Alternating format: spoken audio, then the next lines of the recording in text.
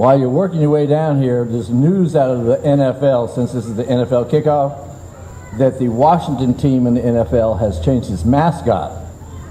It's kept its nickname, which is what the political crazy people wanted to change. But they're changing the mascot from the Indian to Mr. Potato Head. Okay? They have to get smaller eyes and nose and little things to put on the face because it's a red-skinned potato. So they can still keep the nickname, the Washington Redskins. Thank you, thank you, thank you. A special thanks to Cole Tucker, who donated the barbecue and the other fixings, to Susan and Harry Smith for preparing the stuff here, for Nancy Reynolds, my editor-in-chief, for Duck, who's been with me the whole time, my sisters, Barbara and who's the other one? Charles and Ann Krause, Lucy Bond, her husband is named James, look out for her, and our very own Vanna White, who's presenting gold stars if you do something right here. The beverages today are God's gift of life, water, and his name's Caleb Burnham. He's the pharmacist from New Bern that came up with Pepsi. And you have noticed that there's no tea at this party.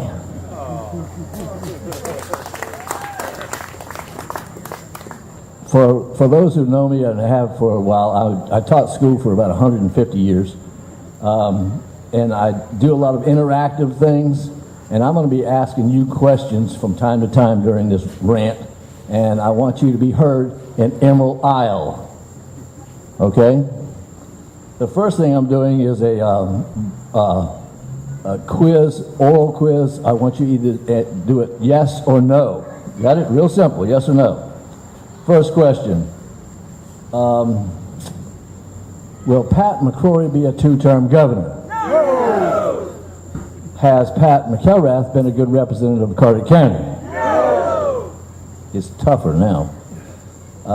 Was it sound judgment to vote against the ban on cigarette smoking in restaurants? Was it sound judgment to vote against that ban? Double negative. Pat McElrath did. Think about that. Was it smart to vote against the law that prohibits lobbyists from giving money to candidates? Told you it's going to be harder. Was it smart to vote against the ban that prevents lobbyists from giving money to candidates? Give that man a star. Yeah, no. All right, give him a scar this time. So all I can guess is that she wants to legalize bribery and is in the pockets of big tobacco. Okay? Do you feel like you can trust politicians? The bad ones. My name is Nolan, okay, and I want to be your representative in the North Carolina House. Somebody needs to.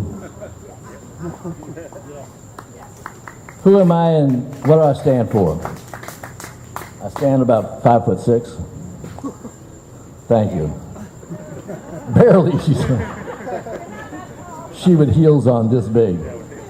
I graduated from Morehead City High School. I was born in Morehead. I'm one of the original pirates. I went to East Carolina and graduated the first class of the East Carolina University. Okay. Last year there was a bunch of fake pirates around here. I can tell the fake ones from the real ones. My basic premises. I am for education, save our schools. The environment, to save our environment. And finally, I'm for fair tax policies for everybody. Okay? I'm not going to be satisfied until teachers are paid the respect they deserve and the salaries they deserve. Folks, we are the luckiest people on the planet. We're living right here in the Crystal Coast. People don't aspire to go on vacations or move to Fayetteville. I know that for a fact. They think about us and know that we are very, very lucky here, and we need to keep it clean and crystal-like. The fair tax policy. We have been fed a propaganda juggernaut.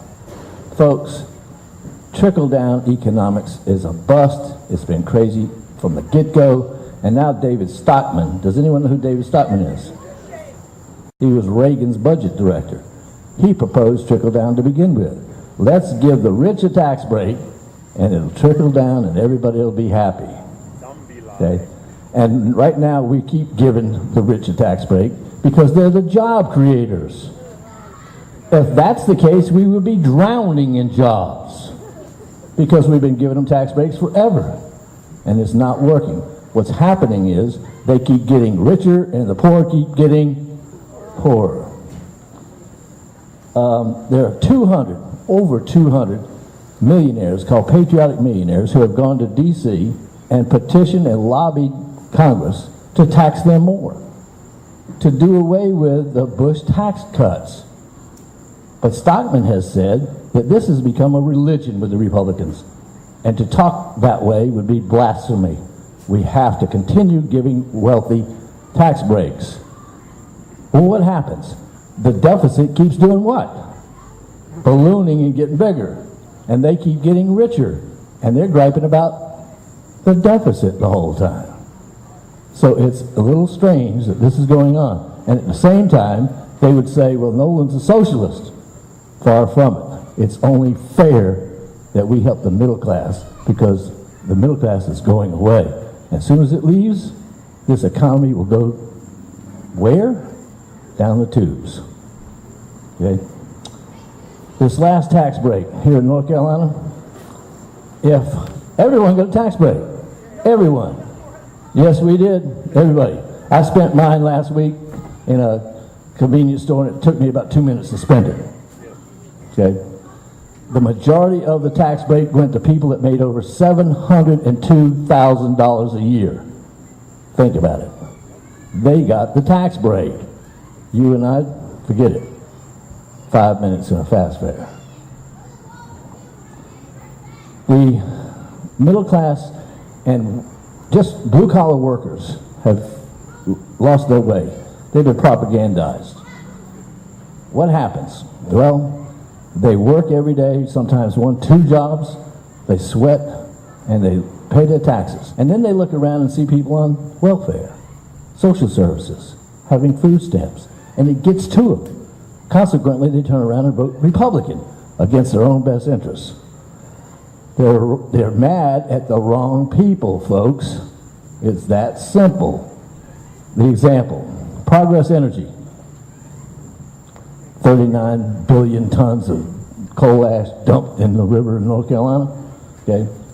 For 5 years, the last 5 years, they made $9 billion in profit and paid how much in taxes?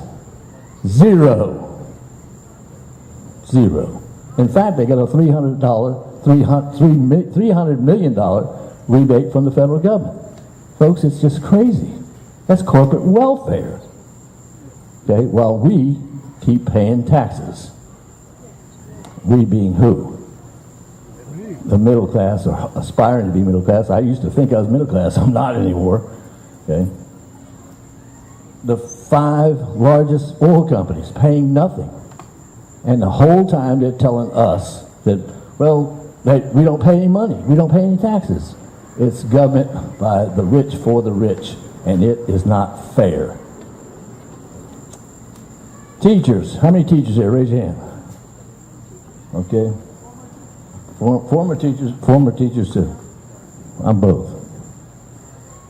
Have you felt like you were in the crosshairs of a government sniper rifle? They have. It's almost like they're trying to kill public education. They really, really are, folks. They are. Yeah, okay. All right. Well, what we need to do is send them a chill out. And that's back home to contemplate their foolishness. Really do.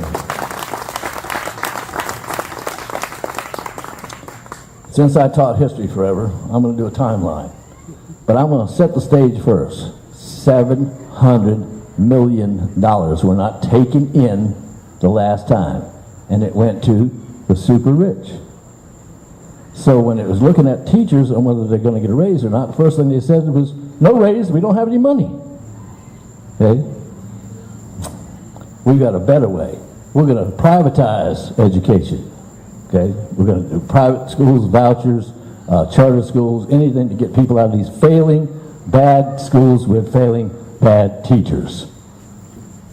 That was the propaganda. Well, Ohio, New York, Florida, and Oklahoma might have bad teachers. Why do I say that? Tillis, McCrory, McElrath, and Berger. They're from those other states. And look at the product that their schools turned out. As soon as this started, bless Reverend Barber. Moral Mondays cranks up, teachers join the protest, and all of a sudden the propaganda machine says, here they go again. You know, bad teachers, failing to schools, the whole smear, over and over and over. You say it 5 times loud enough, it becomes truth. That came from Joseph Goebbels, who was Hitler's propaganda machine.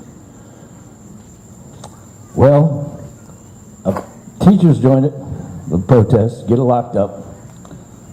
Carl was there. Did you go up there? Okay. In either case, did anybody go to Moral Mondays? Yes, I did. Wonderful. Did you get arrested? No.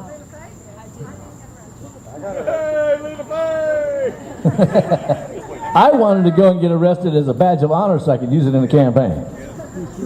I would probably do an awful mugshot, though.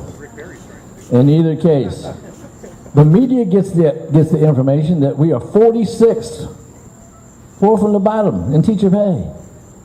If this was the North Carolina basketball team, heads would roll. Okay? But let me tell you something. Not even a plate of cookies could dissuade the teachers from protesting. Okay? Does anyone remember that? Pat Antoinette. Another solution. They say, well, we got to do something. So this was their idea. We're going to have the superintendents and the principals pick the 25% of your best teachers, and have them come together and have them sign off and do away with their tenure for a $5,000 raise. As soon as they did, school boards all over the state met. Durham and Guilford County sue. Bless Carter County schools for doing a vote of no confidence, and they're not going to do it. So people were not happy with what's going on in Raleigh. Everyone here knows what tenure is. Yes? Let me tell you something. The other night, I was at a party and had 2 gentlemen, one from Massachusetts, a retired lawyer, and one a retired teacher from Pennsylvania. And both of them said the same thing to me at different times. I don't like tenure. I shook my head and I said, well, you must be like Phil Berger. You don't know what it is. And they said, well, what do you mean? I said, well, in your states, was there a union? They said, yes.